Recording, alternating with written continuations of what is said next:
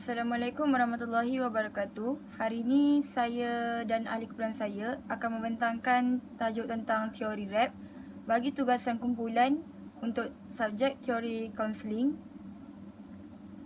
Saya akan membentangkan bersama dengan ahli kumpulan saya, Nurul Syazwani. Pengenalan bagi teori RAP ialah satu tingkah laku kognitif yang asalnya lahir dari teori tingkah laku yang berupaya untuk berkembang pada tingkah laku kognitif. Teori RAP ini juga dapat mengiktiraf peranan kognitif dalam setiap tingkah laku manusia. Tak seperti teori tingkah laku yang terima kritikan kerana menganggap manusia ni seolah-olah objek yang diprogramkan.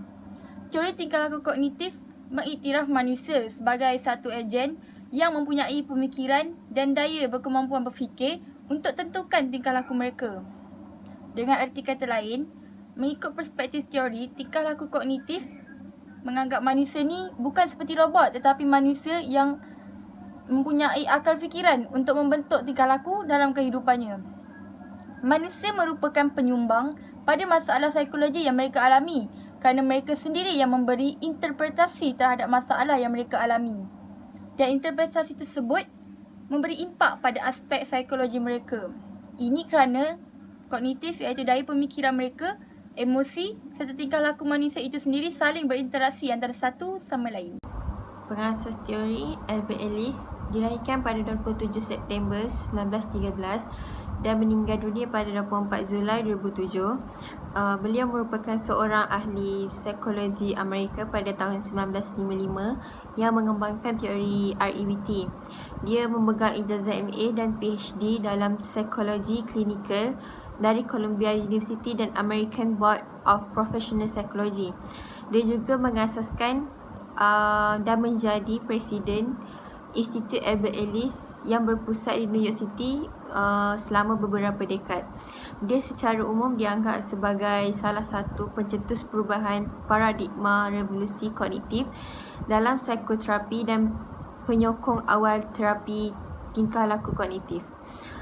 Beliau dilahirkan di Pittsburgh, Pennsylvania, di Amerika Syarikat dan dibesarkan di daerah New York City sejak kecil. Nenek moyangnya adalah pendatang Yahudi dari Empire Rusia, sementara datuknya berasal dari Galicia, Poland di Austria. Dia adalah anak sulung daripada 3 orang adik-beradik. Ayah Ellis, Harry, adalah seorang broker. Dia dilaporkan hanya menunjukkan sedikit kasih sayang kepada anak-anaknya. Ibu bapanya telah bercerai dan dia tinggal bersendirian dengan ibunya. Ellis menyifatkan ibunya sebagai seorang wanita menderita diri dengan gangguan bipolar. Konsep utama bagi teori RAP adalah ianya satu pendekatan yang digunakan dalam teori RAP adalah psiko. Pendidikan yang pada asasnya bermula berbentuk aktif iaitu mengarah serta membimbing, serta didaktif iaitu mengajar. Fokus terapi bagi teori RAP adalah lebih kepada daya pemikiran, emosi dan tindakan. Ia dilihat sebagai satu proses pembelajaran bagi Corey pada tahun 2013. Menurut pandangan Ellis juga, Rational Emotive Behavior Therapy ini iaitu teori RAP inilah adalah satu sistem psikoterapi yang mengajari individu bagaimana untuk membina keyakinan self-esteemnya, untuk tentukan dan rasa apa yang harus dilakukannya pada berbagai peristiwa pada kehidupan individu tersebut. Menurut Westwinkel pada tahun 1991 dalam bukunya berjudul Bimbingan dan Konseling di Institusi Pendidikan, menyatakan bahawa terapi rasional emotif ini adalah bercorak kaunseling yang menekankan kebersamaan dan interaksi antara berfikir dengan akal sihat, berperasaan dan berperilaku, sekaligus tekankan bahawa satu perubahan yang mendalam dalam cara berfikir individu tersebut. Teori ini juga menurut beberapa pengertian di atas adalah kaunselor dapat membantu klien untuk kenal pasti pandangan atau kepercayaan yang tak rasional untuk menjadi rasional, serta dapat dorong klien untuk ubah pandangan ke arah yang lebih positif, mendorong dan dapat membantu diri klien pada masa akan datang.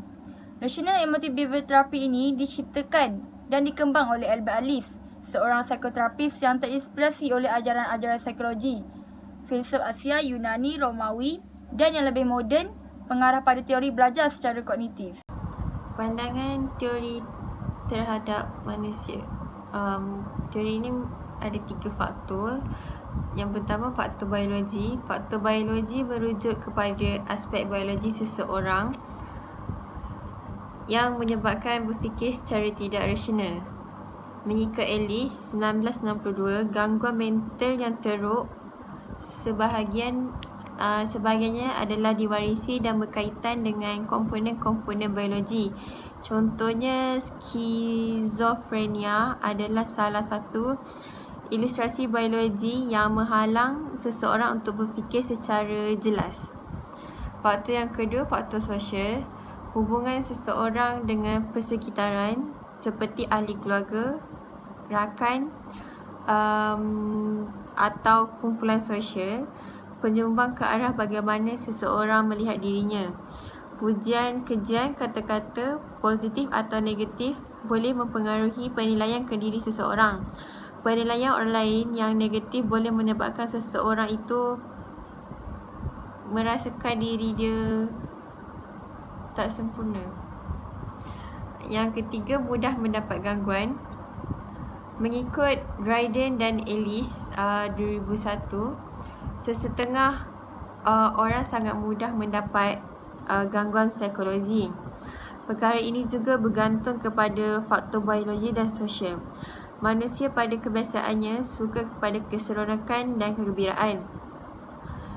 Tetapi kepercayaan tidak rasional mendorong mereka menerima penilaian negatif orang lain dan menganggap penilaian tersebut sebagai satu benda yang sia-sia. George dan Christiani pada tahun 1995 telah andaikan bahawa manusia ni bertindak sebagai judgemental, perunding serta pengawal diri. Gangguan emosi serta tingkah laku terjadi bila manusia tu menganggap bahawa beberapa keutamaan seperti keinginan untuk disayangi, untuk dipuji atas kejayaannya serta menganggap keutamaan tersebut sebagai satu keperluan yang utama.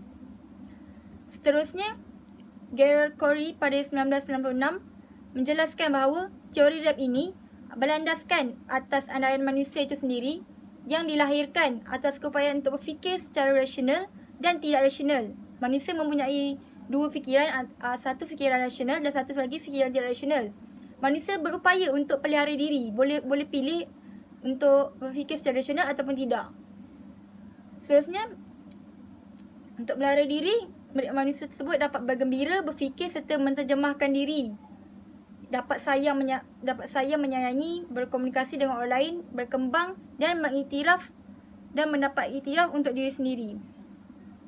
Selain itu, Hickey dan Cormier pada tahun 1995 telah berpendapat bahawa teori rap ini adalah satu andaian tentang gangguan emosi manusia yang menyebabkan pemikiran yang tidak rasional. Hubungan antara emosi serta pemikiran terlalu rapat sehingga tak boleh dipisahkan kedua-duanya.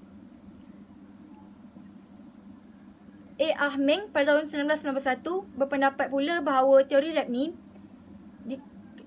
yang dikembangkan oleh Ellis dalam tahun 1950-an ni adalah berdasarkan pada kepercayaan manusia dan perlu mengubah cara mereka berfikir supaya dapat perbetulkan fikiran mereka yang tidak rasional. Suradi Salim pula pada tahun 1996 telah mengandaikan yang manusia ni berupaya, berkemampuan untuk berfikir secara rasional dan tidak rasional. Dalam pemikiran seorang individu tersebut perlu ada sistem kepercayaan dan kecenderungan untuk berfikir ke arah yang tidak rasional. Model ABC dalam teori REBT. A. Activating event, segenap peristiwa luar yang dialami atau memapar individu. Peristiwa dahulu yang telah berlaku, contohnya perceraian keluarga, kelulusan bagi pelajar dan pilihan masuk bagi calon pekerja. Yang kedua, B. Belief, keyakinan, kepercayaan, pandangan, nilai atau verbalisasi diri individu terhadap sesuatu kejadian. Keyakinan seseorang ada dua rasional dan tidak rasional. Keyakinan rasional adalah cara berfikir atau sistem yang betul. Keyakinan yang tidak rasional adalah masalah atau sistem berfikir seseorang yang salah. Yang ketiga, C, emotional consequence. Konsekuensi emosional sebagai akibat atau reaksi individu dalam bentuk perasaan senang atau halangan emosi dalam hubungan keluarga, dalam hubungannya dengan peristiwa A. Kesan emosi ini bukan akibat langsung dari perbezaan oleh beberapa pemboleh ubah antara bentuk B. Selain itu, Alice juga menambah D dan E untuk rumusan ABC ini. D, disputing, perdebatan yang mencabar kepercayaan tidak rasional. E, effective new beliefs, kepercayaan baru yang menggantikan pemikiran tidak rasional. Pada tahun 2011, Corey telah merumuskan bahawa perstrukturan bagi falsafah hidup dapat menukar personaliti yang tak berfungsi yang melibatkan 7 langkah ini, iaitu antaranya mengakui bahawa diri bertanggungjawab atas masalah emosi individu itu sendiri. Seterusnya, terima hakikat bahawa diri kita sendiri berupaya untuk ubah gangguan tersebut. Diri kita mampu untuk ubah persepsi yang buruk itulah. Seterusnya, mengiktiraf bahawa masalah emosi adalah berbunca daripada mindset serta kepercayaan diri kita yang tidak rasional. Selain itu, mengenal pasti kepercayaan yang tidak rasional. Kita kenal pastilah apa punca kepercayaan tidak rasional kita. Yang kelima adalah melihat nilai yang baik andai kepercayaan itu disanggah. Yang keenam, menerima hakikat bahawa andai manusia mahu berubah, mereka perlu usaha untuk capai matlamat mereka. Dan juga dapat kawal secara emosi dan juga tingkah laku bagi lawan kepercayaan serta tingkah laku mereka yang tidak rasional. Seterusnya, yang terakhir, mengaplikasikan metod teori RAP dalam mengenal pasti gangguan emosi yang berlaku dalam hidup. Matlamat utama bagi teori RAP yang kita tekankan kat sini adalah untuk membantu mengurangkan, meminimumkan gangguan emosi serta dapat kurangkan tingkah laku yang dapat serta mengakibatkan kerosakan pada diri individu itu sendiri. Seterusnya, dapat mencapai kesempurnaan kendiri. Sekiranya kita dapat kawal serta kurangkan gangguan emosi tersebut, kita dapat mencapai kesempurnaan kendiri. Dengan itu, klien akan jadi manusia yang lebih gembira dalam kehidupan. Seterusnya adalah peranan kaunselor serta klien dalam teori RAP. Teori RAP menekankan untuk kaunselor berperanan mendidik klien untuk kenal diri mereka sendiri serta kenal dan sedar kepercayaan tidak rasional dalam diri klien tersebut. Dan klien digalakkan untuk menukar kepercayaan tersebut dengan pilihan-pilihan yang lebih baiklah. Kaunselor juga seterusnya berperanan untuk bantu klien sedar bahawa masalah dan gangguan emosi ni yang mereka telah alami itu adalah hasil dari kepercayaan tidak rasional daripada mindset mereka sendiri. Klien pula dalam sesi teori RAP kita ini diajar untuk membuat penstrukturan semula kognitif mereka. Klien perlu sedar bahawa kehidupan mereka akan jadi lebih bermakna sekiranya mereka menginginkannya. Mereka boleh ubah kalau mindset mereka keep going tentang aku tak boleh. So benda tu akan jadi negatif.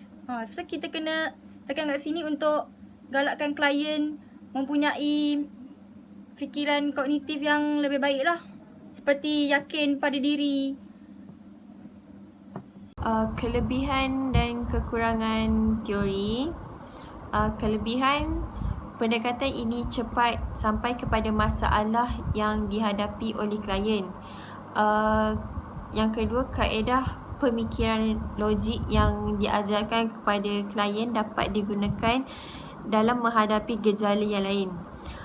Yang ketiga, klien merasakan diri mereka mempunyai keupayaan intelektual dan kemajuan secara cara berfikir. Kekurangan, terdapat klien yang boleh ditolong melalui analisis logis dan falsafah, tetapi ada pula yang tidak begitu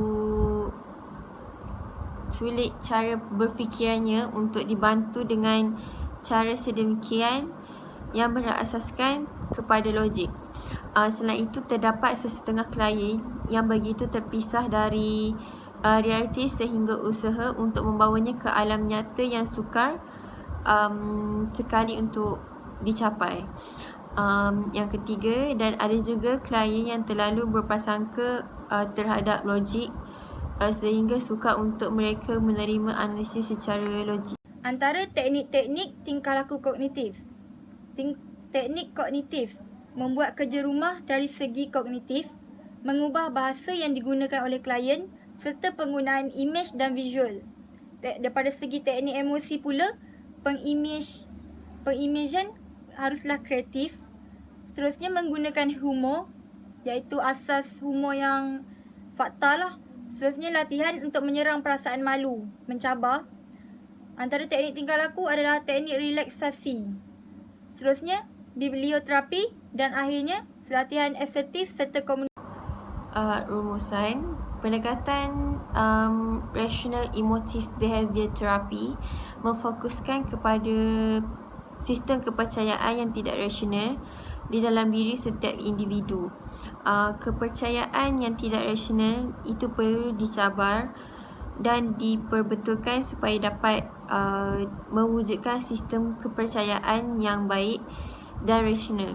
Dalam konteks ini juga, ia merupakan satu sistem pendidikan semula yang mengajar individu untuk melihat sistem kepercayaan yang menjadikan sengsara dan digantikan dengan suatu set kepercayaan yang membawa kesejahteraan dan kebahagiaan untuk individu dan seterusnya kepada orang signifikan dengannya.